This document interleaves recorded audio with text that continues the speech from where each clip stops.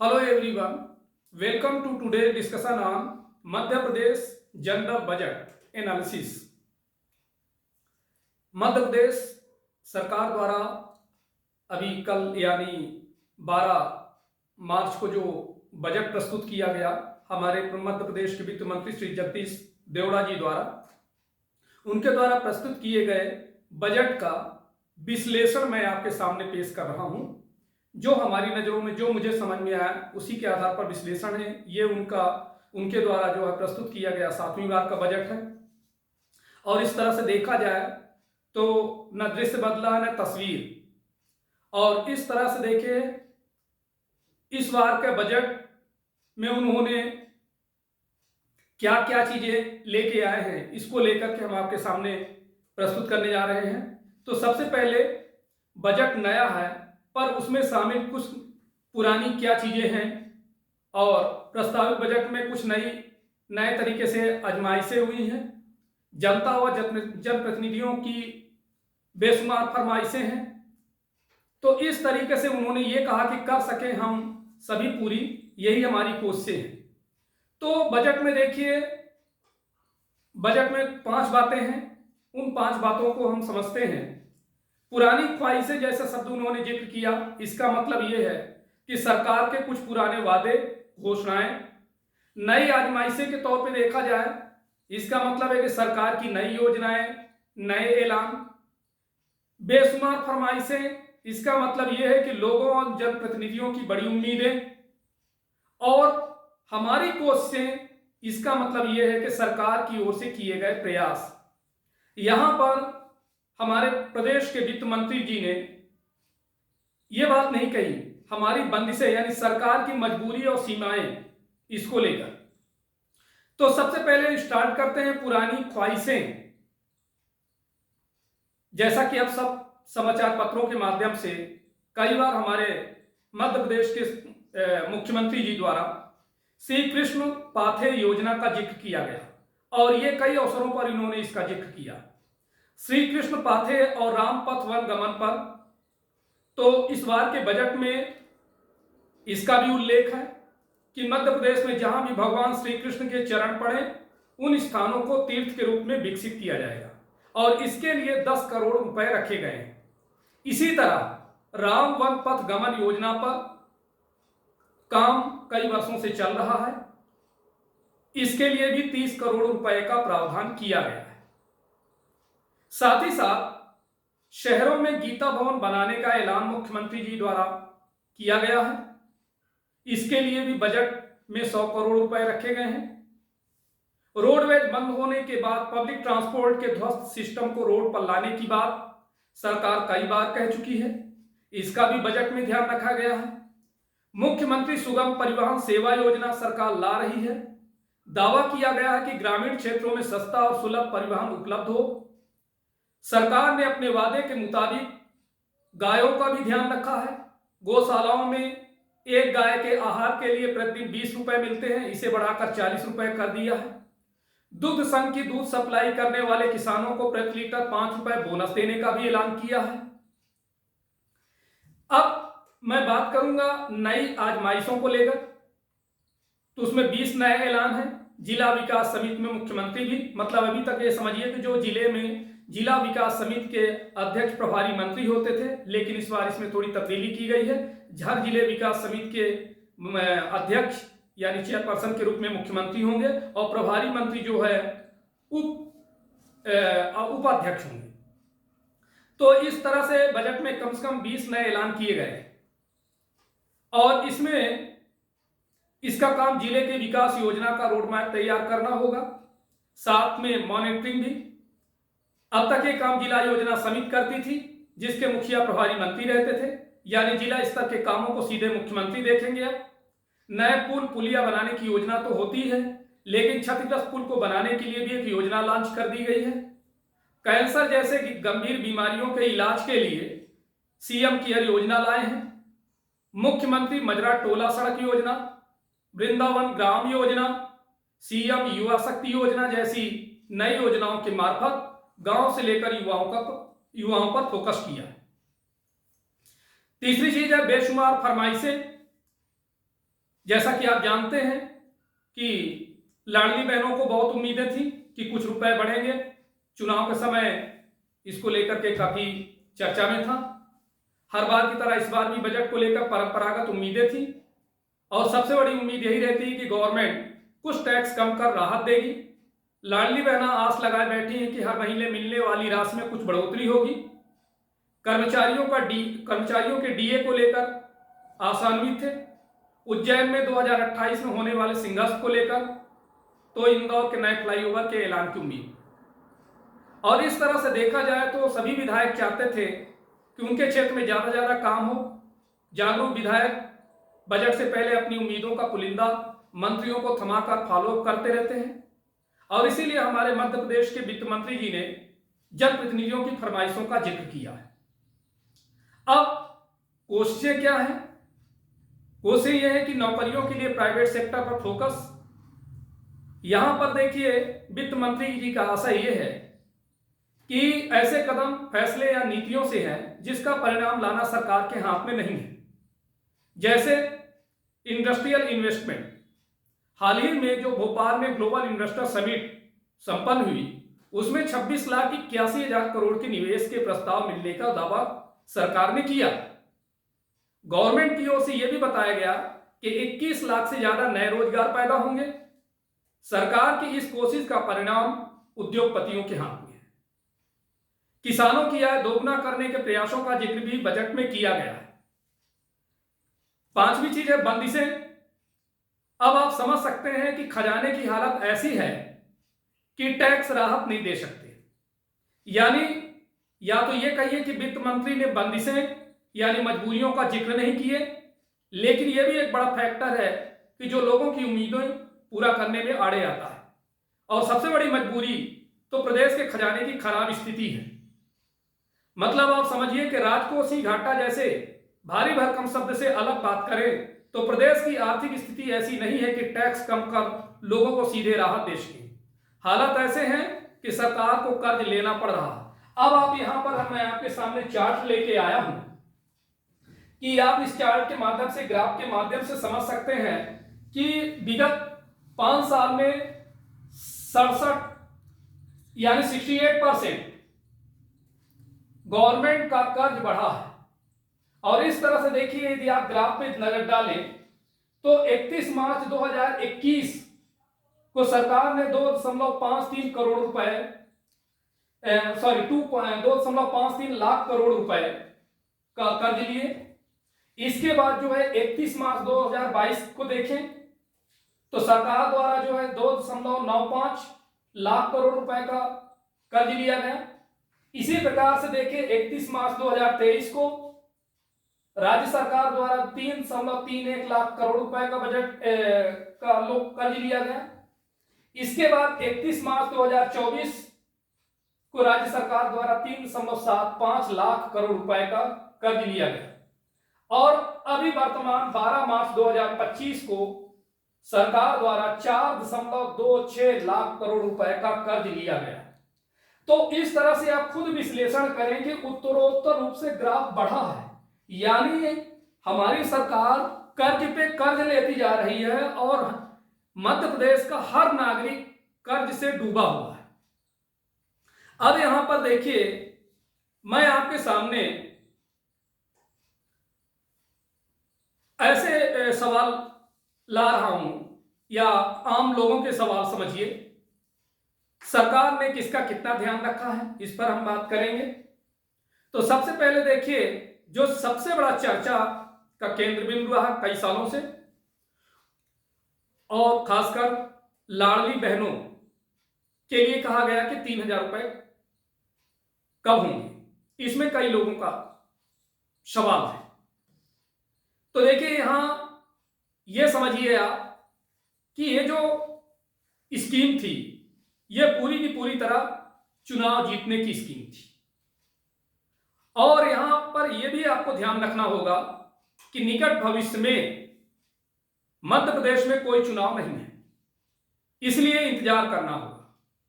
वैसे भी गवर्नमेंट एक साथ 3,000 रुपए करने वाली नहीं है और बढ़ाएगी भी तो 250 रुपए के हिसाब से किस्तों में। कहा तो यह जा रहा था कि सरकार इस साल राखी पर 250 रुपए की बढ़ोतरी कर 1500 रुपए कर सकती है, लेकिन बजट में लाडली बहना के लिए जितनी राशि रखी गई है उससे इसकी संभावना भी नहीं लग रही है। वित्त मंत्री जी ने बताया कि 1.27 लाख 1.27 करोड़ लाडली बहनें हैं, इनके लिए 18,669 करोड़ रखे गए। मतलब यह है कि इस साल भी लाडली बहनों की संख्या कम होगी। 1250 रुपए प्रति महीने के हिसाब से लाडली बहनों को साल भर मिलने वाली राशि का जोड़ निकाला जाए तो यह करीबन 19,000 करोड़ रुपए से ज्यादा होता है। सरकार निश्चित तौर पर चुनावी दूरदृष्टि रखती है। अब आप कल्पना कर सकते हैं कि चुनाव से पहले तक किस्तों में निर्णय लेते हुए राशि 2500 रुपए कर दें, फिर चुनावी साल में 500 रुपए का ऐलान कर लाडली बहनों को खुश कर दें और विपक्ष को चुप। हां, सरकार ने लाडली बहनों के बुढ़ापे का जरूर ध्यान रखा है। इस बार के बजट में अटल पेंशन योजना की बात कही गई है और यह योजना 60 साल के बाद पेंशन की गारंटी देगी। इसके अलावा पीएम जीवन सुरक्षा योजना और पीएम जीवन ज्योति योजना से भी उन्हें जोड़ने का जिक्र किया है। अब आप देखिए, यहां पर भी देखिए, चार्ट पर नजर डालें तो 3 साल में 3.56 लाख लाडली बहना कम हुई। यह योजना जून 2023 में शुरू की गई थी, यह आपको सभी को मालूम है। और इस तरह से देखिए, यदि 2023 की स्थिति में देखिए तो करीबन 1,30,78,314। इसी प्रकार से 2024 में देखिए तो 1,29,09,351। 2025 में देखिए तो 1,27,22,188, यानी उत्तरोत्तर रूप में इनकी संख्या कम हुई है। अब इस तरह से देखिए, मैं अगली बात करूंगा आम जनजीवन के जो रेगुलर रूटीन का बात है, क्योंकि हर व्यक्ति आज की डेट में गाड़ियों का उपयोग करता है, चाहे 2 व्हीलर हो या 4 व्हीलर। डेफिनेटली जो है पेट्रोल डीजल की आवश्यकता होती है, तो इस पर भी आप जान लीजिए पेट्रोल डीजल पर वैट कम क्यों नहीं कर रही सरकार। हमारे यहां सोचिए कि कई राज्यों की तुलना में हमारे राज्य में पेट्रोल और डीजल में के रेट ज्यादा है। सरकार की सीधी आमदनी का एक बड़ा हिस्सा आपकी और हमारी गाड़ियों के साइलेंसर से निकलने वाले धुएं से है। जितनी ज्यादा गाड़ियां दौड़ेंगी उतनी ज्यादा पेट्रोल डीजल की खपत होगी और उतना ही ज्यादा सरकार को टैक्स मिलेगा। सीधा मैथमेटिकल कैलकुलेशन समझिए कि यदि प्रदेश में पेट्रोल पर सरकार 29% और डीजल पर 19% वैट वसूलती है और इसके अलावा पेट्रोल पर 2.5 रुपए और डीजल पर 1.5 रुपए प्रति लीटर सेस लेती है, इससे सरकार को करीब 20,000 करोड़ रुपए की आय होती है। यही वजह है कि सरकार इस पर भी गौर नहीं करती कि वैट की वजह से ही पड़ोसी राज्यों की तुलना में हमारे यहां पेट्रोल डीजल महंगा है। अब उदाहरण के रूप में समझ लीजिए कि जहां सोचिए कि मध्य प्रदेश और उत्तर प्रदेश की सीमाएं लगती हैं, और जैसे मान लीजिए उदाहरण के लिए समझिए कि टीकमगढ़ जिला लें जो बुंदेलखंड में स्थित है, और टीकमगढ़ जिला मुख्यालय से यूपी का बानपुर 10 किलोमीटर दूर है। तो वहीं पर सोचिए बानपुर में पेट्रोल के दाम 95 रुपए 39 पैसे हैं और डीजल के 88 रुपए 54 पैसे।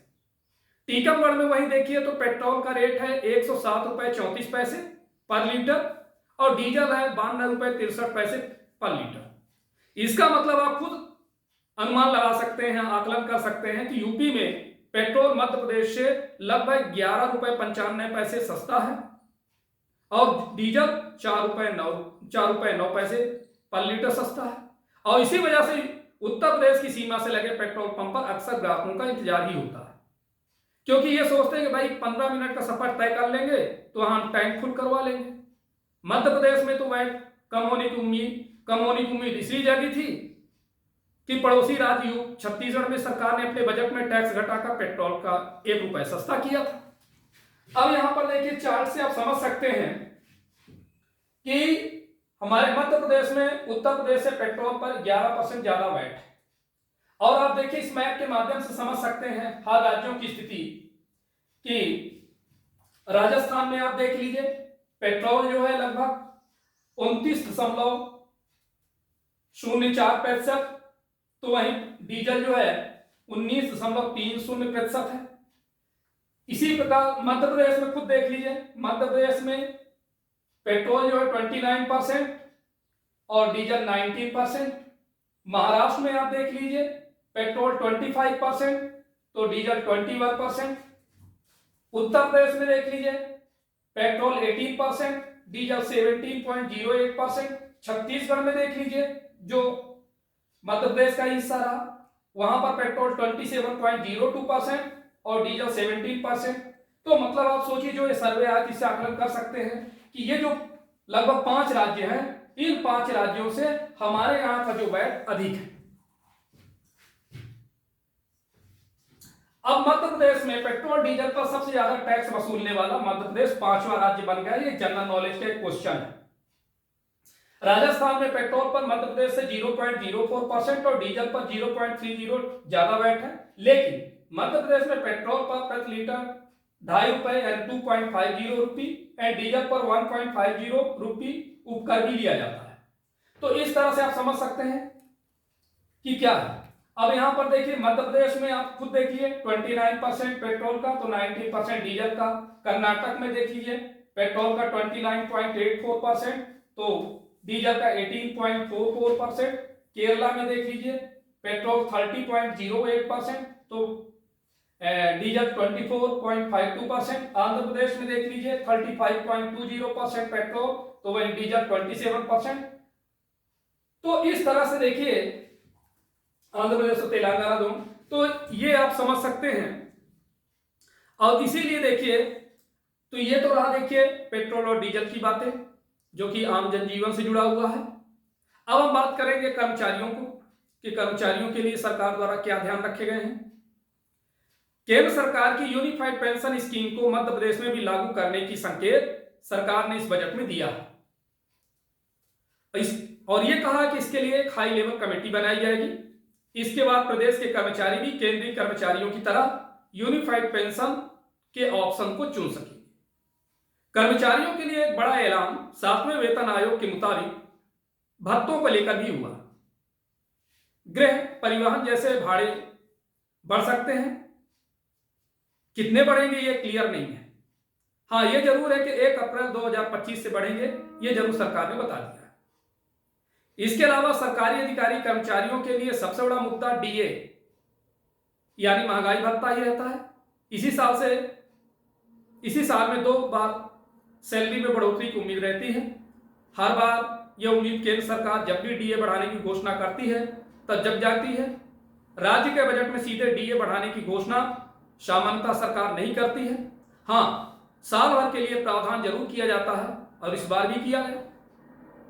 पिछले कार्यकाल में एक मर्तबा जरूर डीए बढ़ोतरी की घोषणा की गई थी।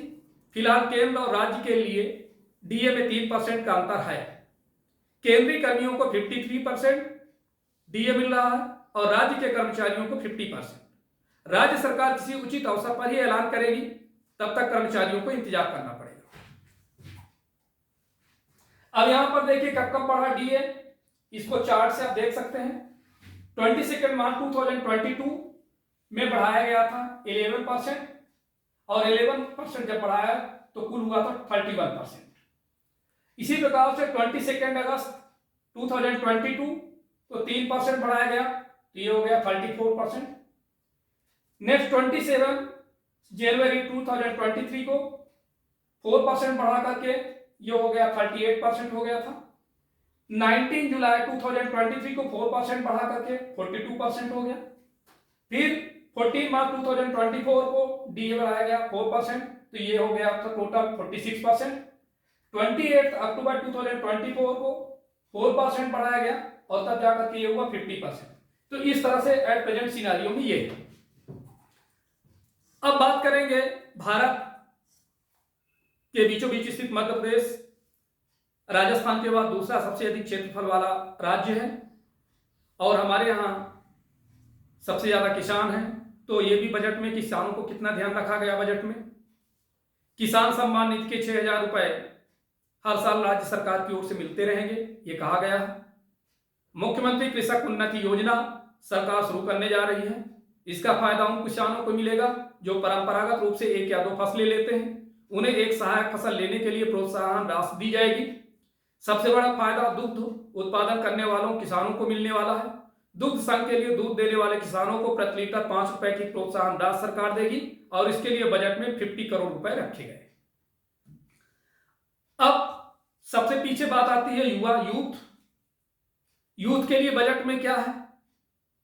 तो आप जानते ही हैं कि सीधे गवर्नमेंट सर्विसेज का ऐलान इस बार बजट में नहीं हुआ है।